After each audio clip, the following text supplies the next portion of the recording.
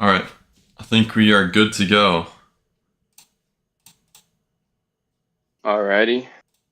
Let me do finishing touches real quick.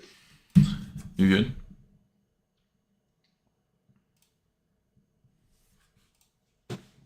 All right. I think we are good to go.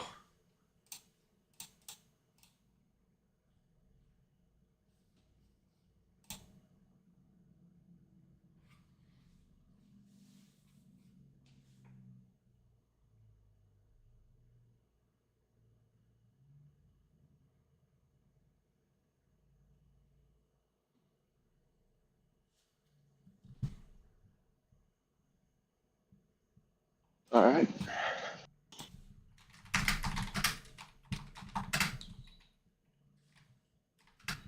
All right. You ready to start this thing? Yes, sir. Okay. Let's go. All right. So if you want to go ahead and introduce yourself, your name, school you run for, where you're from, a little bit of background on yourself, and maybe like one hobby you like to do outside of running. Okay.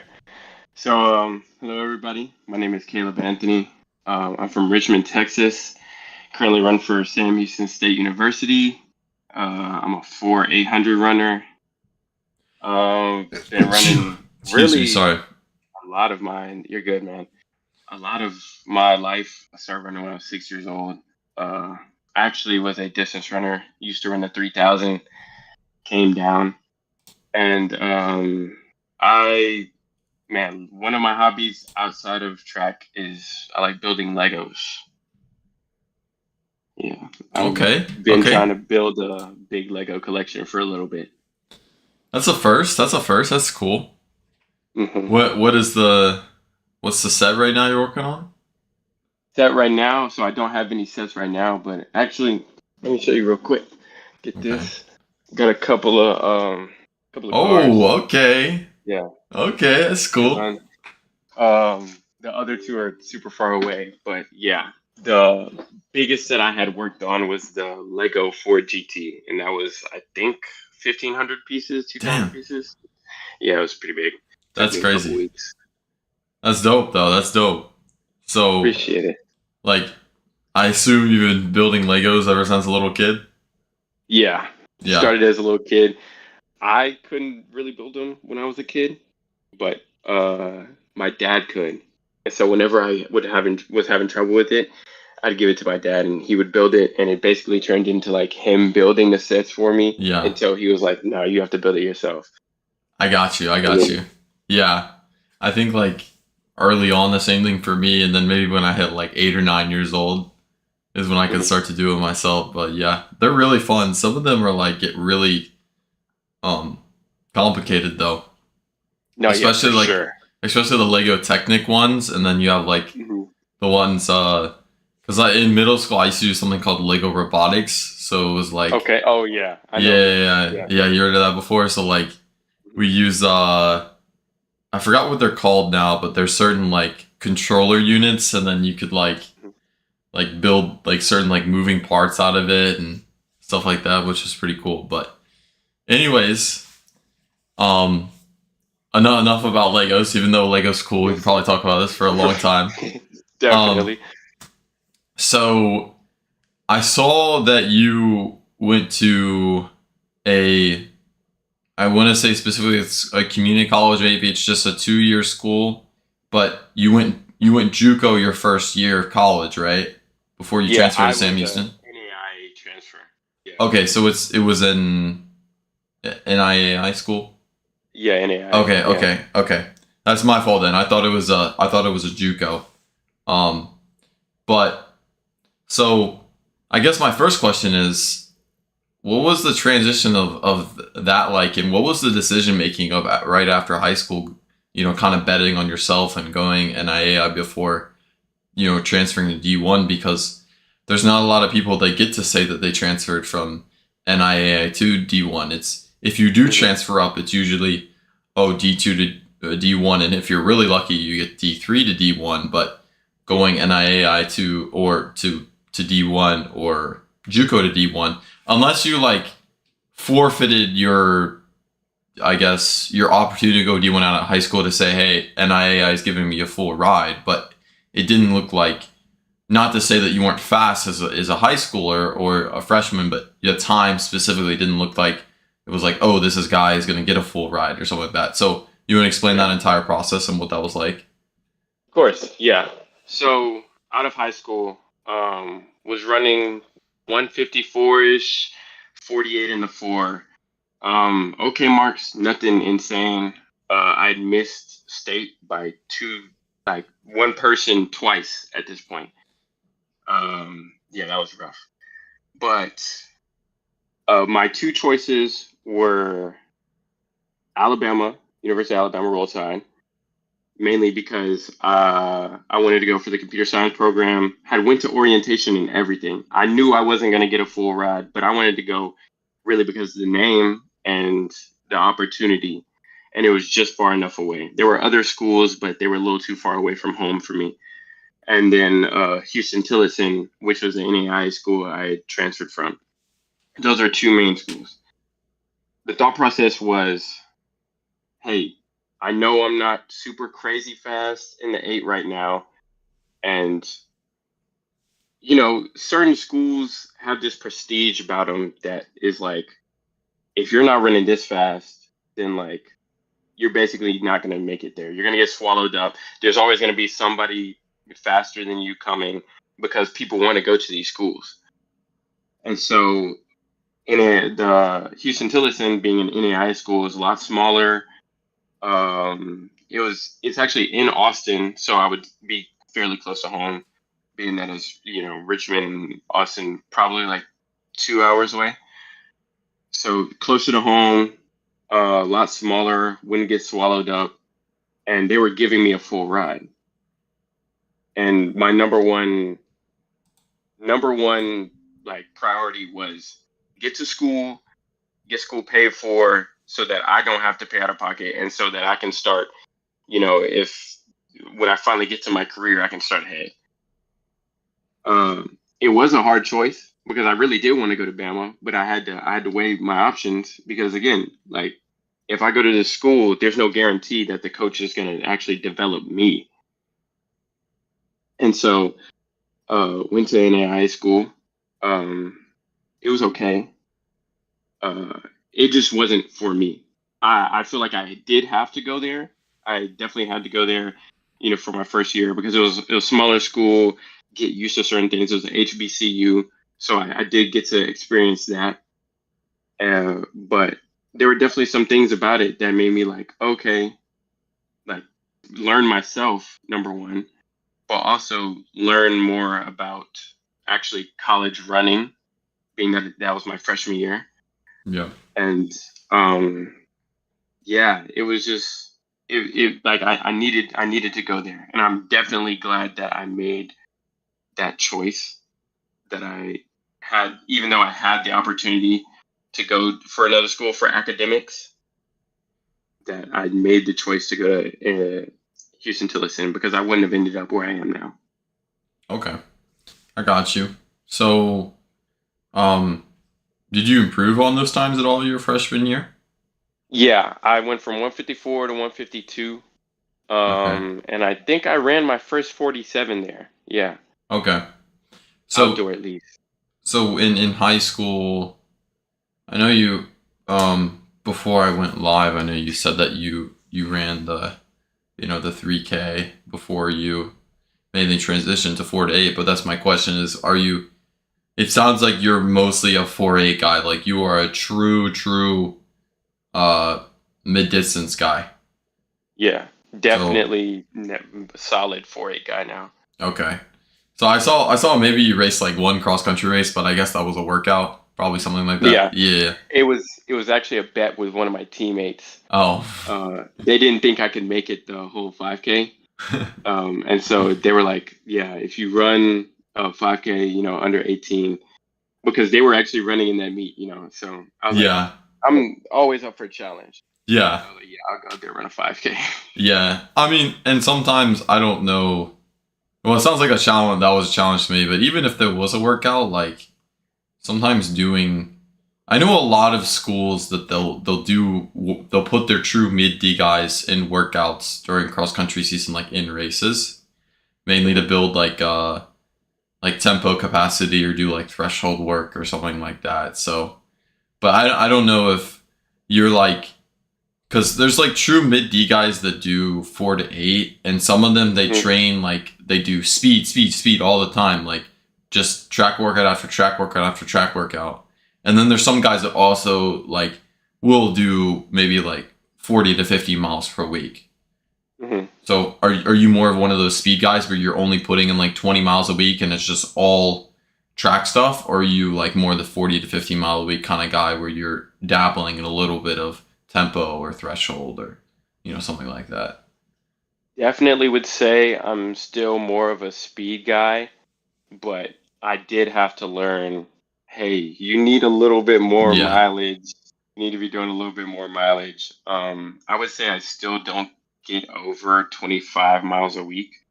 However, a lot of that will be, especially in the off season, will be tempo work, like tempo miles, stuff like that. Yeah. So I think I do get a good supplement of distance work I got you. regardless.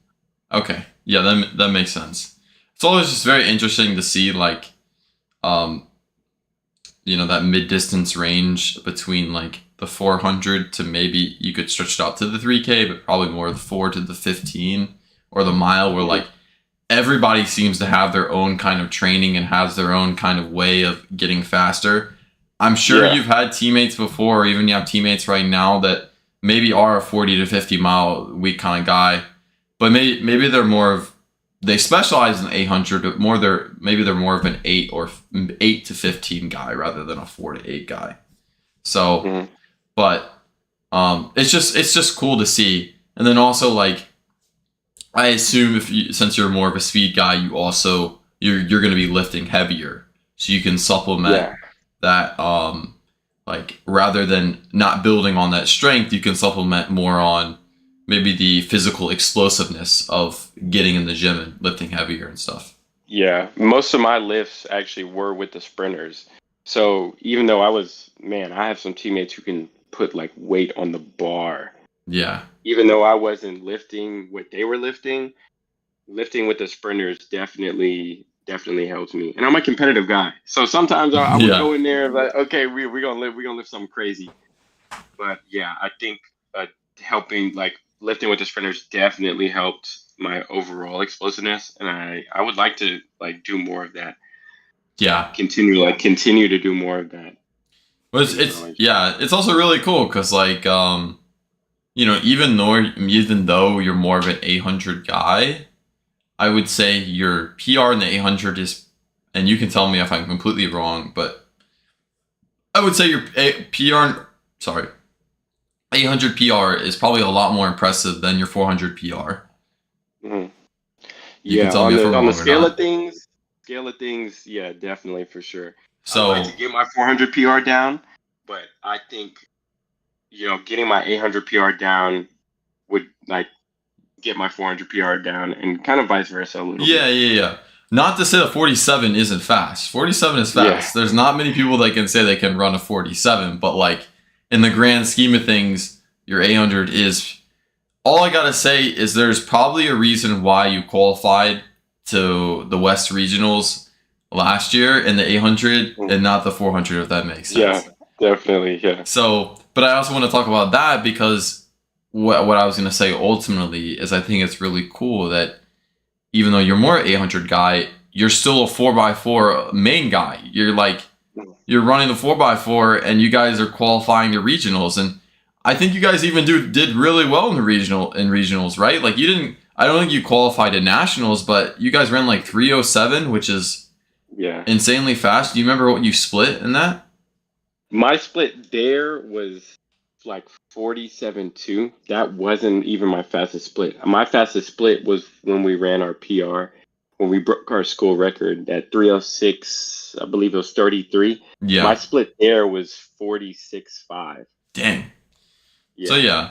So but that shows you definitely have the potential to like maybe just one day if everything goes right, you could you could probably get to 45 high. If everything goes right, you could probably get to 45 high. Maybe you surprise me. Maybe you run faster than that, but I think 45 high is probably like a realistic like goal one day. You know, break 46. But like it's especially if you're a 4x4 because that means your coach, your sprinter's coach like trusts you. Like, okay, this is an 800 guy, but we're gonna put him, chuck him on the 4x4. But Yeah. so how was so you went to 800 regionals last year, and then you raced some 4x4 regionals this year. I'm curious from an athlete perspective. Obviously, from our end, well, I am an athlete, but like not an NCAA regionals athlete. From an NCAA regionals athlete perspective, what was that like? Is it super nerve wracking? Is it like, oh, this is just another meet and it's just to execute? Is it like, oh, we got through conference and this is just the cherry on top and your coach is like, just give it what you got and there's no pressure? What's kind of like the consensus on that? So I have two different regional experiences. Last year, being that it was my first time at regionals, totally different experience. I went into that. Let's go back whole season. Okay? Whole season, I was like, man, I have to make it to regionals. Have to make it to regionals. Have to make it to regionals. I told myself really early on, I was like, I don't want to be that guy that like makes it to regionals last meet and like just I don't want to have the nerves of making it last meet and not knowing if I got in or not. And I was like, okay, like I want to get there. And the crazy thing that happened was that my very last meet, I made it to regionals, ran my fastest time, ran my PR, but I was in there by pretty solidly. So I knew that I was going. Yeah. Well, at that point, season's super long. This was my first season in running D1, so it was a little bit of a different experience, a little more rigorous than NAI, at least my NAI schedule. And so last year's regional at A&M, go to A&M, and it's like, dang, all of these runners that like I know about, that I'm seeing on Instagram, that like I'm reading TFers and that, like they're all there. Yeah. Like all the teams are there, and it's like, dang, like I'm good enough to run with these people. Yeah. And it was a little bit of a starstruckness for sure. Like I remember meeting Nico Schultz, like randomly, and being like, dang, like that's the dude on Instagram I see all the time for the 8. And so, yeah, definitely a little bit of a starstruckness, but I don't think that was the part that got to me. The part that got to me, if I'm being completely honest, was like the entire, what's the word? The entire like schedule, the entire season. This was a long season, longer than I've ever ran before. And so I got to regionals. I was like, man, I'm tired. Like tired, like really tired. Yeah, I bet. And like, not gonna lie, at that point, I really wanted to go home. So I didn't go in with the mindset that I really needed to. And I think that's part of the reason I didn't make it out the prelims that one time. Mm-hmm. And so, yeah, no, I told myself that like, now that I've been through it, I know what to expect for next year. So I know to expect, hey, this is going to be a long season, regardless or not. The goal now is to go to nationals. Yeah. Because I'm looking at national. I'm watching national on TV. I'm seeing like my teammates go for the 4x1. It's like, dang, like I want to be there. Yeah. And so that was the first experience. This next experience was so like 2 weeks ago in regionals in Arkansas, Fayetteville. That experience was, I would say that's a way better experience, because now it's like, okay, I've done this before. I've been here before. I'm kind of cemented, I guess is a word. Like I know that, I didn't make it to regionals last year on a fluke. Even though I didn't make it to regionals in my main event, I still made it. You're more mentally prepared. Right. Yeah. It wasn't like, oh yeah, this is one off. No, I'm here again. Yeah. It's time to go to work. That was the mindset I was going into. And so this regionals was more like, oh, I have the freedom to like meet these people and realize that, hey, these people are like literally just like me. Yeah. Like these are regular people. There's no need to put like, oh yeah, you need to put this dude above you. Like he's like, no, he's a Yeah. person just like me. Like we all compete and we gonna go. Like I'm gonna go out there and like go to work. Yeah. And so now, yeah, I definitely enjoyed this regionals a lot more than I did last year. Being in Arkansas did help because change of scenery, and Fayetteville was actually really nice, really nice. I liked it there. Okay. Yeah, I think that as athletes we tend to uh we like to compare ourselves a lot more than we probably should. And so Definitely. we're either we're looking on Instagram or we're looking at entries or something like that, and Mhm. it's like, oh, we see these people, like just to make an example, and uh Allen Robinson, if you're watching this, because he follows me on Instagram, please don't like get mad at me or anything like that. I'm just saying you as an example. If we look at a guy like Allen Robinson with what I think he has like 50 or 60K followers, and the guy is like famous and whatnot, we're like oh my god, I'm never gonna be as fast as that guy. I'm never gonna be as cool or as famous as that guy. And then you show up at regionals meet and you're like, wait a second, he's just like me for real. He's just No, yeah, like, you get what I'm saying? Like, it's not like, not saying not Almond. I'm not saying you're not a special dude. I'm just saying that there's a lot more similarities that we have in common than a lot of people think we do. And yeah. so There was a lesson that I learned for sure that was like regionals is about who can run fast on the day. yeah, There are a lot of people, a lot of good people that like get to regionals and just don't have the best day.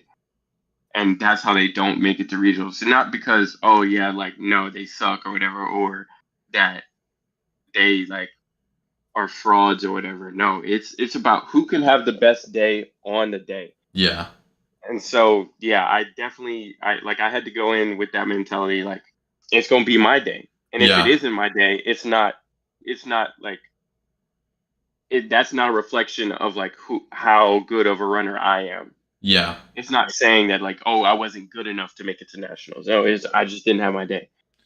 And I will say that, like, Sam Houston, I know uh, it's a big school and it's technically a mid-major in the group of five, in Conference Mhm. USA, but it's not a Power Four school, and most of the talent that's racing at regionals are Power Four. Yeah. I've definitely seen smaller schools here and there have a few individual entries, but for the main part, a lot of and you can see this if you digest the meet and you look at a lot of the relay teams.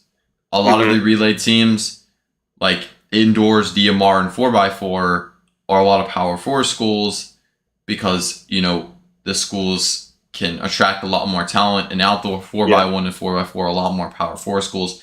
Now, you guys outstand everybody because you're, Sam Houston, you got 4x4, but it probably puts a little more, even more nerve-wracking experience of like, maybe that little bit of imposter syndrome of like, oh, do we actually belong here? Are we supposed to be here? And it's like, well, duh, you're supposed to be there. You ran the time to, get into the meet. And it's like, you got to Right. get through that mental block of like, I don't care if I'm a nobody to everybody else. I'm going to prove today that I'm not a nobody anymore.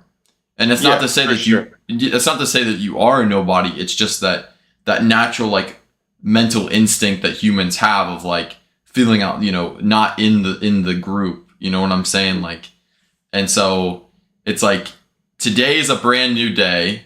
I don't care what anybody else thinks of me. I don't care if I'm the slowest entry in, because I know I've had these races before, and I'm sure you've had these races before where you have been seated slowest in the heat, and nobody knows who you are, and you end up doing really well. You win the race, and it's like if you would have told yourself before the meet or at the starting line of like, oh, why bother? I'm seated like, eighth, and I don't like, I'm not as fast as these guys. You're already setting yourself up for failure in the beginning. Like, you're not going to succeed. Yeah. I think I think half of the sport, and this is a little controversial, maybe it's not, but half of the sport is being delusional sometimes. Like thinking that you are the guy, thinking you're going to Yeah. win, thinking you're better than everybody else. And maybe you're not.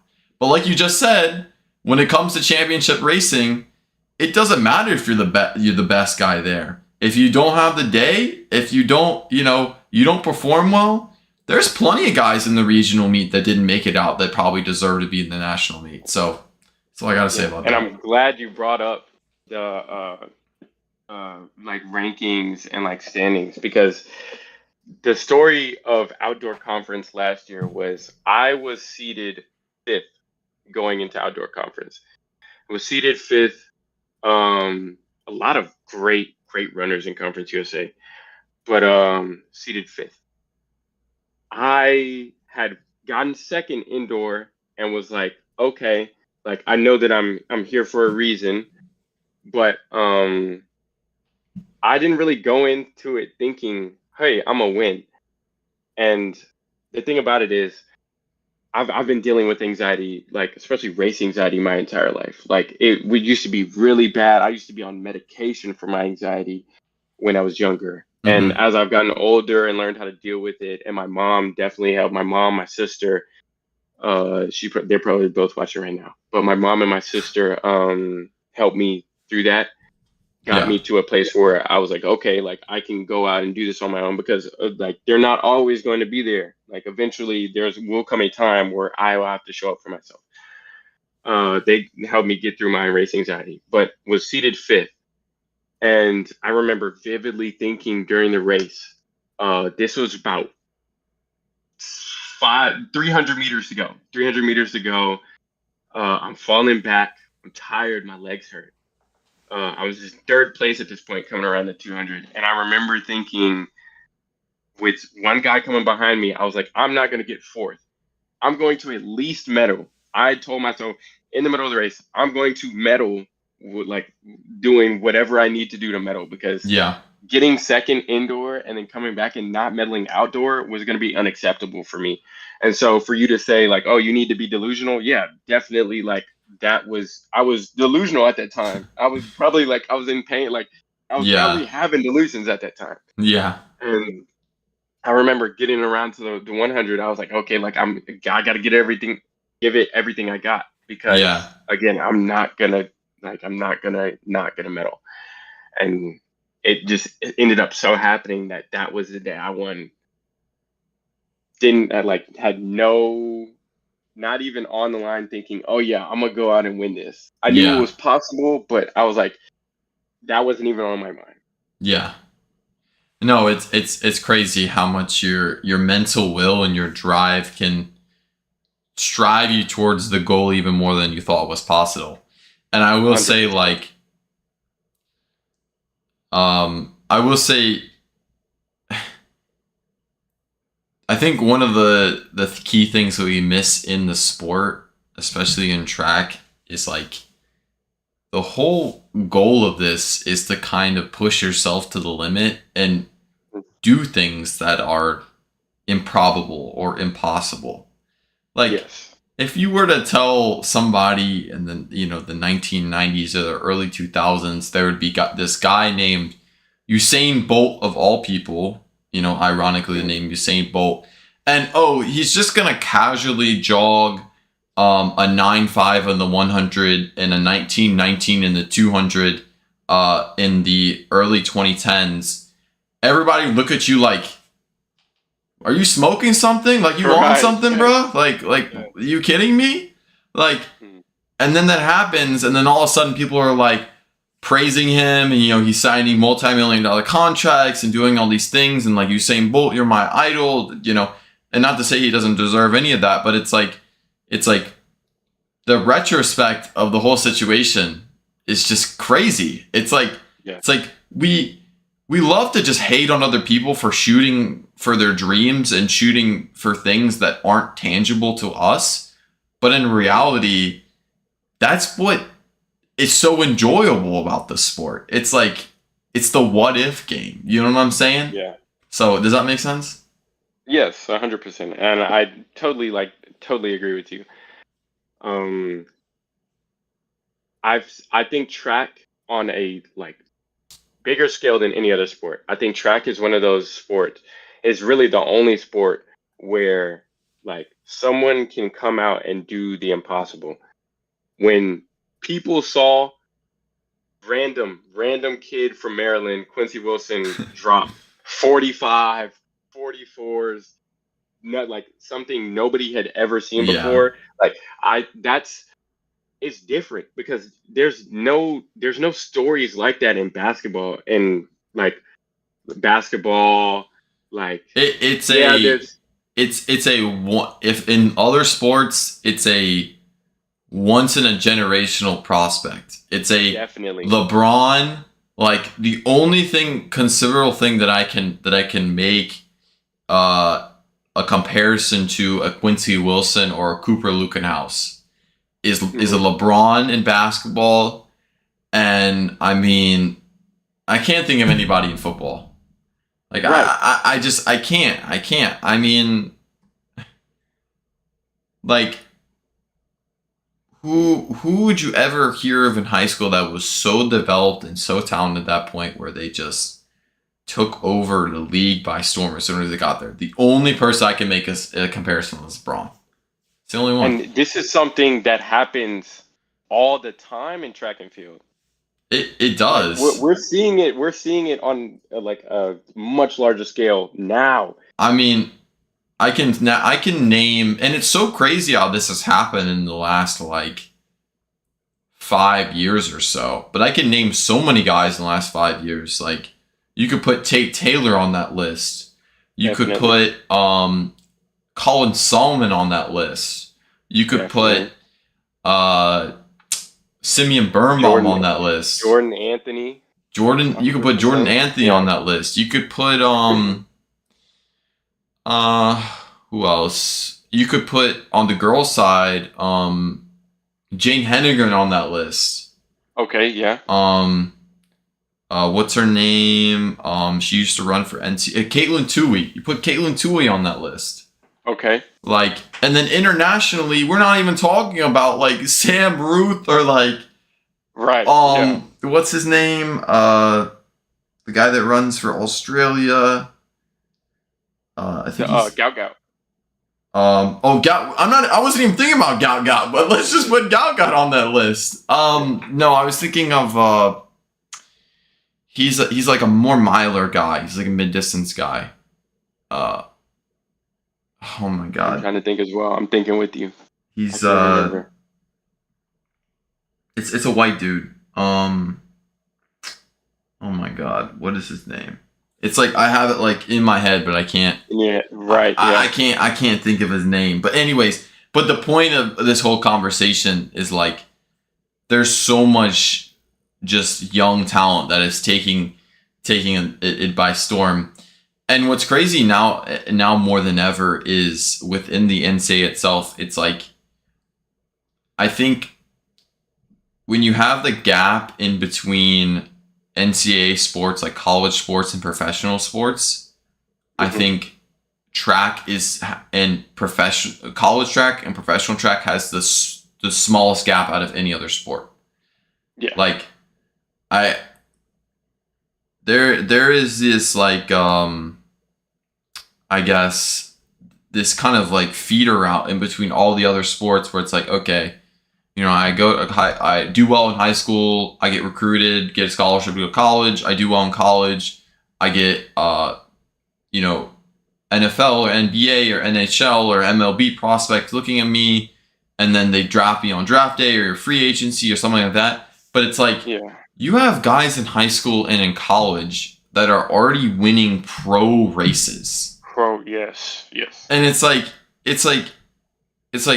oh, I mean, if you run Division One college track, you might as well call yourself a professional. You could probably call I yourself a professional. Like, I think yeah. I think that is a fair assumption. Especially with like how many people from around the world come to the U.S. oh yeah, just to run NCAA Division One track. because that like you said, that's basically professional running.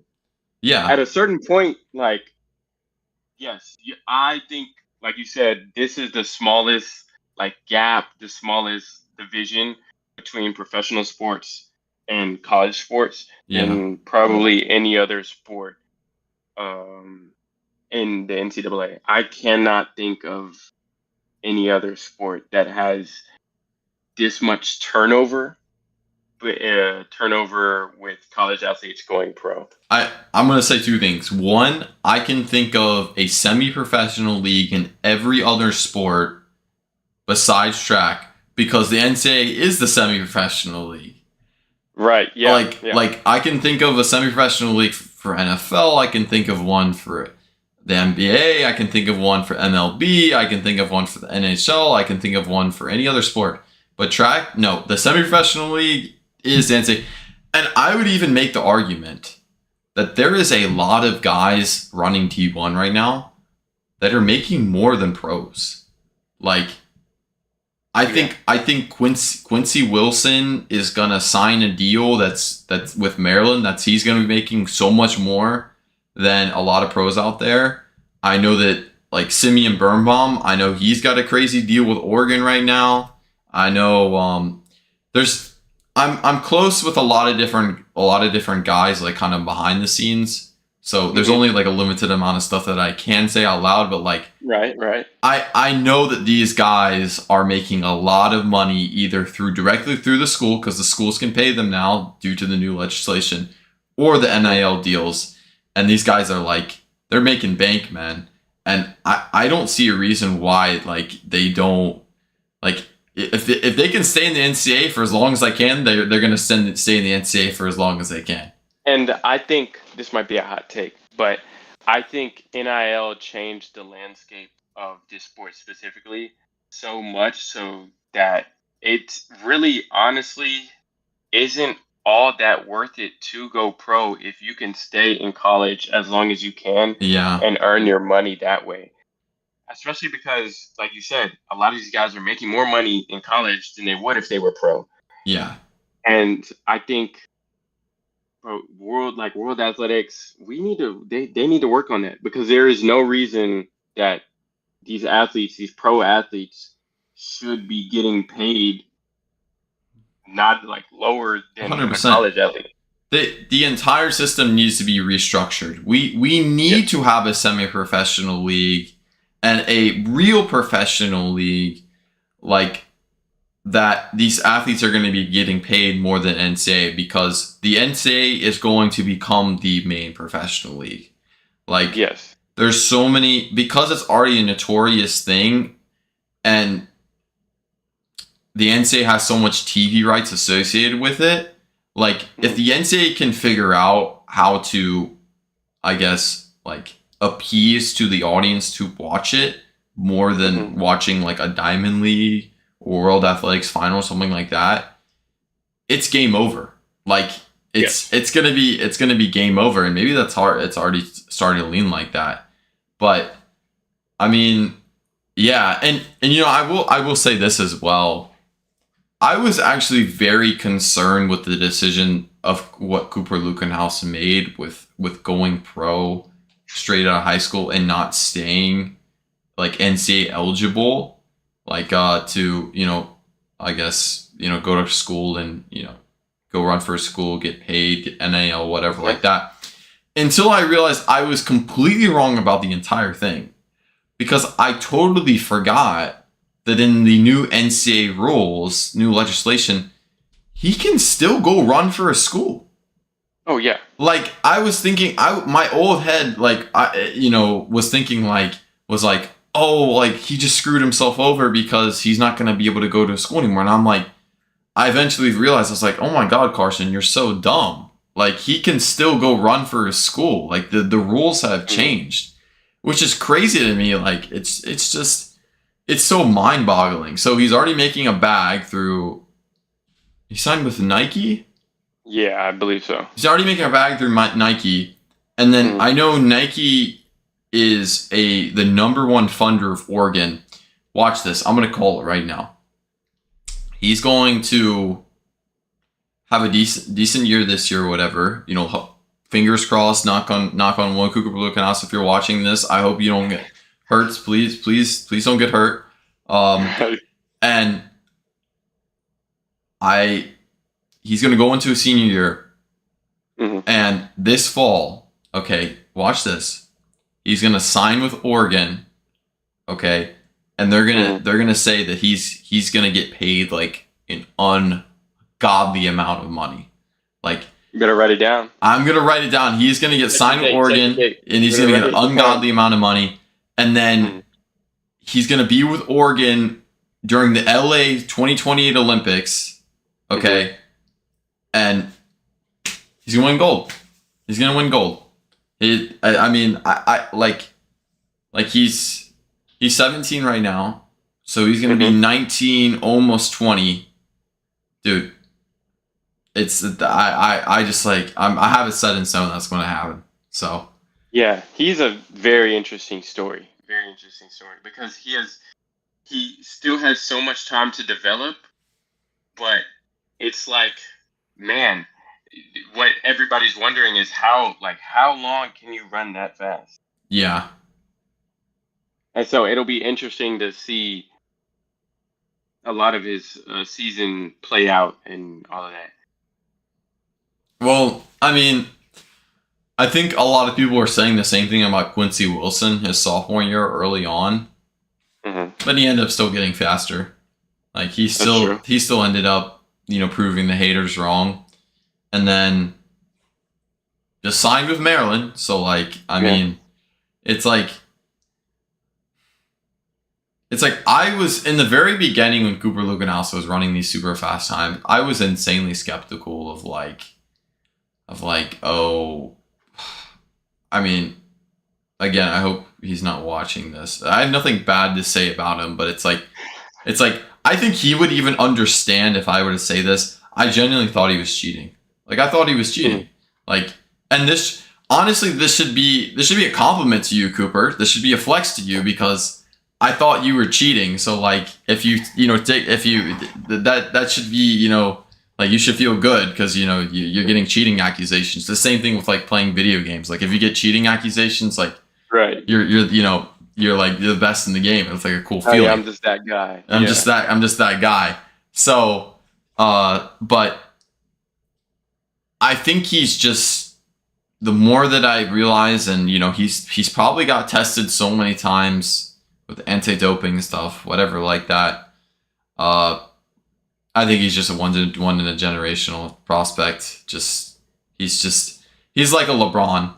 I mean, I like the kid is just built different. So I don't know, but yeah, it's crazy. It's crazy how much the landscape has changed, and I'm sure you have seen the new legislation that's going to be put into this next year. Maybe your coach has already talked to you about this, but have you heard of the Save College Sports Act? What, that gives us a fifth year? Automatic fifth year? 5 for 5. Okay. Gives us a fifth year. Okay. And what it also does is either when you turn 19 or you graduate high school, whatever comes first is when your 5 year starts ticking no matter what. Okay. So the oldest athlete in the NCAA will be 24 years old. So what do you think about that? I think that will make I think it'll be a shift for sure. Being that as I know a couple of older athletes that are currently in the NCAA. I wonder how. First of all, I wonder what made them say like, "Oh yeah, okay, we're gonna start at 19 no matter what." And so I wonder what made them kind of phase out these older athletes. What specifically? Because I know there's a reason for it. I just don't know. Yeah. And number two, I just happened to come along at the right time because it gives me a fifth year because I haven't redshirted, I haven't known that. So it gives me the opportunity to keep running. And perfect timing, my fifth year would put me right into the summer of 2028. the question is, are they going to grandfather you though? Are you going to be, how old are you right now? I am 21 right now. Okay, if you're 21, this is this technically your did your NIAI year count towards your eligibility? Yeah, it did. Okay, So okay. I'm a junior right now. The fall will be my senior year. I'm going into my senior year. Okay. Senior year, supposed to graduate in 2027. So if I took the fifth year, it would be fall of 2027. Okay. And so I think I would be right on that line. I would be 23, about to be Okay. 24. Because my birthday's in December, the age would kind of be. Yeah. I wonder if it was a special case scenario if they would grandfather you or not, just because they're changing it halfway through. But then again, I don't even know. The NCAA, they do what they want to do, and it's honestly, if you want my brutally honest opinion, because Okay. I'm not afraid to speak on this at this point, because I have been screwed over by the NCAA. And if the NCAA is watching this, then I don't know much more to say besides I am just saying facts. You guys, there's so much legal stuff that goes into this and business side of things, and you're right. I don't know that side of things, but the facts are facts. Whether that was intentional or not, I was screwed over by the NCAA. Yeah. And we can talk about this later, like off stream and stuff like that. But anyways, I wonder, like, for the athletes that have, kind of like in the middle of this and kind of like you, but not really, maybe they're just a different scenario. Will they get grandfathered? But also, like, they kind of just during COVID just randomly just gave everybody an extra year of eligibility without really setting any rules, because there was guys that did compete during COVID but then still got a whole another year of eligibility, and it was it was kind of just like a band-aid fix. And then after that, that's when the whole NIL thing started happening, and then the legislation changed, and it's like I don't know, man. Like it seems like for such a gigantic corporate business, because it is a business at the end of the day. Yes. Like a 100%. Gigantic corporate business, there's not much logic that goes into thinking of this. I think that they're stumbling over their feet trying to fix what they did during the COVID era. Yeah. And I think that's why all of this legislation is coming by like super quick. Seems almost contradictory. It's all over the place. And I also think, like you said, NCAA is business. I think this is the best, whatever happens, this is the best way that they think they can make money off of athletes and competitions and stuff like that. Yeah. It's kind of just a mess. Hopefully they pass this legislation, they create these rules. They're like, okay, this is going to be set in stone. There's not going to be many changes moving forward. This is how we're going to do it. Because I don't know. I think that just like this whole paying college athletes more than professionals out there, it's just not going to lead to anything good. And it's like, honestly, how can I blame them at the end of the day? Because I saw this like quote by some random lady on the World Athletics board, and I don't know if you saw the same thing, but she said something like, "Oh, I don't think that Olympic athletes should get paid." And I'm like, "Oh, I saw that." Yeah. And I'm like, "Lady, you know nothing." I don't agree with that at all. Like, you're on the board and you're saying that? Do you know how many people you probably just put in such an awkward position there? And I don't know why more pro athletes don't say anything about this. I don't know why, because at the end of the day, they're the ones that have the power. Yeah. Me as a college athlete, I can't really say much to, persuade World Athletics. Yeah. and the board and everything that, hey, like, you should pay these people more. But these pro athletes, like the ones that are, big names that are getting these deals, they're the ones that can speak up and be like, hey, I kind of want to be, paid for my work, paid for, y'all using my Yeah. likeness and all of that. Yeah. So I think that's something that needs to happen. I think more pros should speak up about this issue. Yeah. It's it's just like it's the same thing as football or basketball or baseball or any of the big sports at the end of the day. Like, we should get paid because we're putting our bodies on the line a day in and day out, doing very unconventional things to literally push ourselves to the limit, to the max. And part of the reason why athletes get paid so much is because there's so much unknown and so much like injury possibilities. And like, Yes. there's there's plenty of athletes that have like died mid game before or mid event or and it's like, it's scary to think about that. Obviously it doesn't happen that often because like then there'd be a whole other story like that, but that just shows you like how much pressure we put through our bodies. Yeah. And it's, if you don't want to pay us, then I'm sorry, like there's an entire industry that is just gonna go, it's gonna go down and down and down and down. Like imagine if you told, I don't know if you're into NFL that much, or you watch NFL. I watch a little bit, yeah. Okay, so did you recently hear about like Myles Garrett getting traded from the Browns to the Rams? Okay, yeah. Yeah. So imagine if you were just like, hey, Myles Garrett, we're not gonna pay you anymore. Like, he'd be like, I'm done. I'm quitting.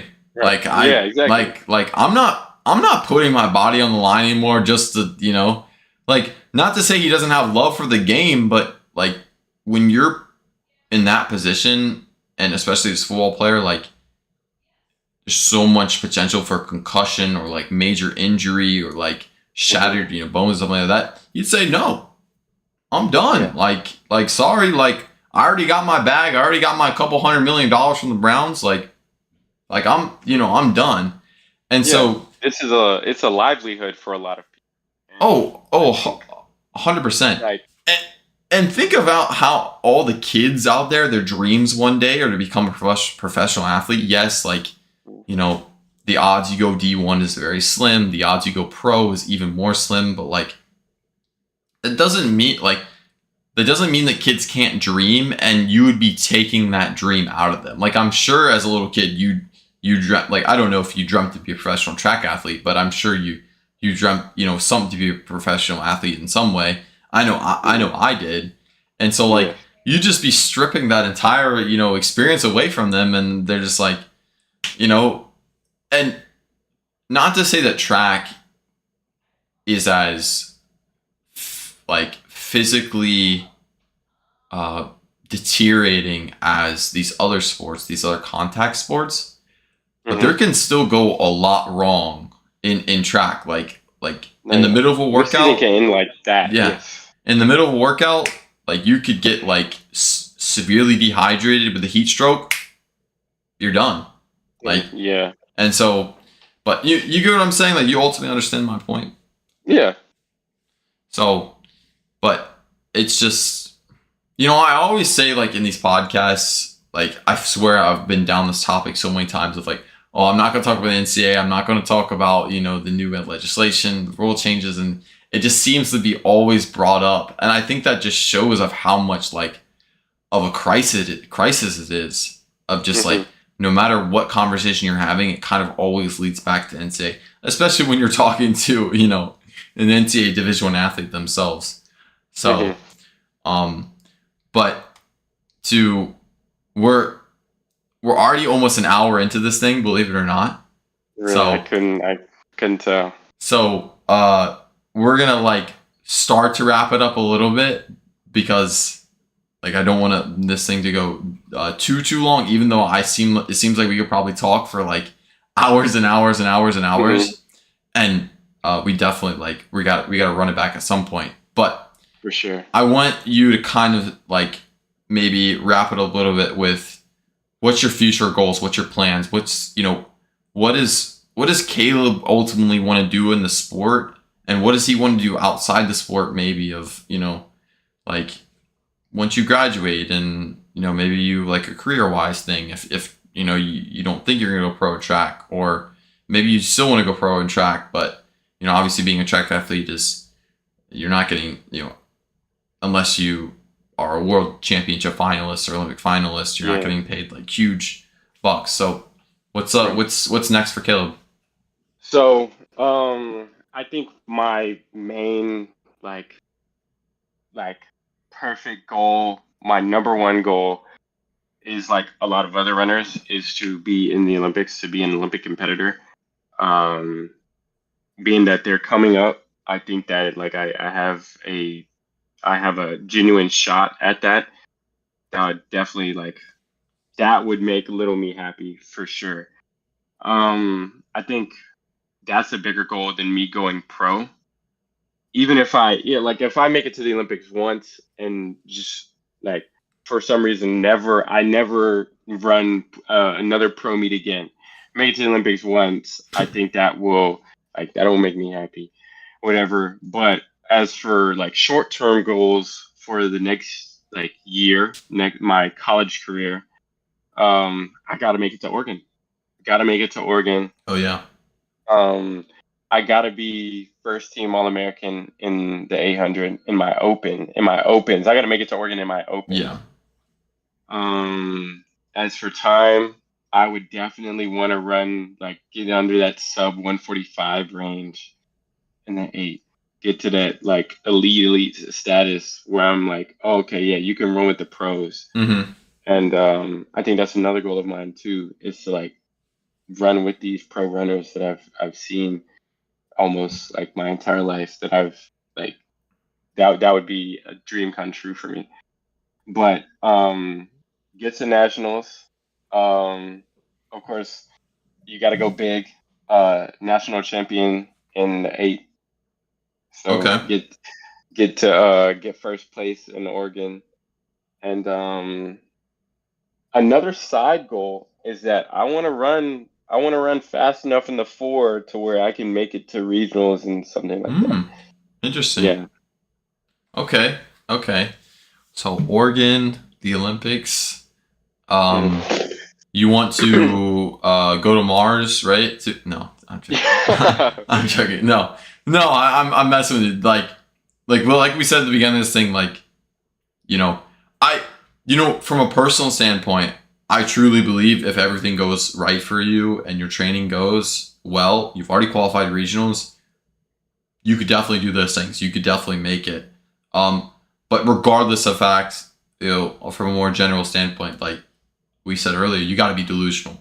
Like you got to have these high goals because maybe it doesn't work out for you, but maybe you made it to the finals of the Olympic trials because you set these high goals for yourselves. Or maybe you, were fourth place at the quarterfinal rounds at regionals next year, and you're one spot off, and it's probably going to suck for a long time. But you guys say, "Hey, man, I was one spot off from Oregon. I don't know much more I could do, but dude, I'm so happy that I tried to go for it." And so it's better to go for it and come up short than regret not trying at the end of the day, at least in my opinion. So 100%. But yeah, I mean, I don't see why not. I don't see why not at the end of the day. I think track is. I'm sorry.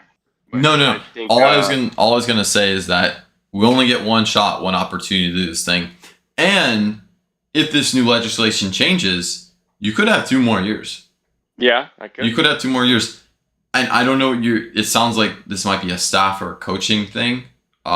Or probably it definitely is, but you could make an argument to your coach, like your conference winner and your regional qualifier, like, is there room to redshirt this next year if the legislation doesn't pass? I think that is something that me and my coach will definitely have to talk about. Okay. If it's worth it or if it's not. Have you thought about it yourself? I haven't thought about redshirting, Okay. but I mean, if legislation proves that, hey, it might be worth it to do this, I definitely can see myself doing that just to give myself an opportunity to, Yeah. okay, run faster down the line. Yeah. And you could do maybe like a redshirt an indoor and race outdoor, and then the next year race indoor and you don't have outdoor. You know what I'm saying? Like, but obviously Yeah. that's a you and your coach kind of conversation, stuff like that. So, hmm um, but were you gonna say? I think I might have cut you off on something. You might have were gonna say something earlier. Oh, finishing that thought. Thank you. But I think track is one of those sports where you kind of have to have a superiority complex. Like you said, you got to be delusional. You have to have, okay, like, nah, like, I'm him. I'm gonna go out and do this because like that's just what I do. I'm that guy. Just like Mamba mentality with Kobe. How Michael Jordan on the court was just like trash Yeah. talking or whatever. I think you have to have that to be great at really any sport, but in track Oh yeah. it's definitely amplified. 100%. 100%. Well, man, I can't. It has not felt like an hour, but it is over an hour at this point. So just to wrap up this thing, do you have like maybe let's leave it at this. Or I also have a question that I like to ask every single guest at the end as well. But I'll ask you one more for that question, and Okay. if maybe one piece of like motivational advice you can give to the listener. One piece of motivational advice. Um, Bro, just do it. And Nike ad. Hey, whoa, cover up the Under Armour. Cover up the Under Armour. Hold up. Nike ad. But like, just fuck it, dude. Like, you gotta go out there and like believe in yourself. That like, I'm that guy. I'm him. Yeah. Like, I'm gonna leave you with this piece of advice from guys. One of my favorite. His advice is just do it. Okay. He is signing with Nike tomorrow. By the way, he's gonna rip the Under Armour Sam Houston shirt in half. Sorry, Sam Houston. He's a Nike guy. But yeah. But it was on one of my posts. It was a picture of an anime that I really like, and popular anime at the time. I mean, that's now. Yeah. Called Jujutsu Kaisen. And it was Gojo saying, "Nah, I'd win." Yeah. And I think you need to go into every season with that mentality, that "nah, I'd win" mentality. Yeah. You need to have the Miles Morales mentality. Yes. You need to have the Miles Morales mentality. Dude, I did my research and I was looking through Instagram and I saw like a bunch of anime stuff. I was like, oh, this guy definitely has watched Attack on Titan. I was like, yes, 100%. I was I gotta put Attack on Titan music on this. So I'm actually so glad you put that. So such a banger. You know what's crazy is I just started watching it too. I just started watching it. You need to. So but it's been great so far. I've watched maybe like 5 or 6 episodes of the first season. Oh my god, I'm hooked already. So yes, it's worth it. Anyways, man, the last question I have for you is if you could play or if you could be professional in any other sport besides track, what would it be and why? I would be a professional. Ooh, that's a good question. I'm gonna say you might have to ask me this question next time, but okay. I'm gonna say a professional swimmer. I would say I would if I could be a professional swimmer, that would be my goal because my mom, she grew up swimming, and she likes to say that she was a better swimmer than I am a runner. Oh, okay. She swam a long time ago, so it's kind of like Wilt Chamberlain's 100-point game. They don't really have footage of that, or whatever. But so we don't know for sure. But yeah, she was a really good swimmer, and she never got the chance that I did. And so I would be like, if I didn't run track, I would be a professional swimmer. Well, since your mom was listening, I gotta say that your mom is probably always right. So, yeah. So Caleb's mom, if you're listening, I agree with you. I think you were a better swimmer than he is a runner. So just putting that out there. So just to get on our good side. No, I'm joking. I'm joking. I'm being for real though. No. Okay. So, anyways, man, thanks for coming on so much, dude. This was amazing. This was amazing, and it went by so quickly, which I know which was amazing. So, but any last thoughts to leave the listener? I would like to anyone listening. Thank you all. Thank the audience for one. And then, yeah, I hope if anyone's watching this, I hope that this gives you like, I hope this inspires you, and I hope that anyone in the audience that is running and is in high school or is just trying to get to D1, I hope that I get to meet y'all in the future. Yeah, 100%. Hey, listen, if you ever see me or Caleb at a meet, do not be afraid to come up to us and say hi, shake our hand, ask for advice. Yes. Like I hope I didn't overstep right there, but I'm sure Caleb would love that too. So listen, even though we got our own thing going and we're at like a quote unquote higher level than you, whatever, that doesn't mean we weren't you guys at some point.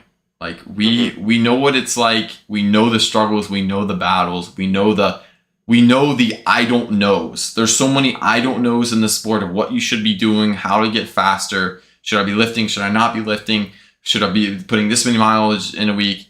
And so we understand the struggles. So even though we're doing our own thing, we're here to help. But here to help. Sorry. Yes. So 100%. Anyways, I'm gonna stop streaming, but stay on here. We're gonna talk for a little bit afterwards. Okay. But anyways, guys,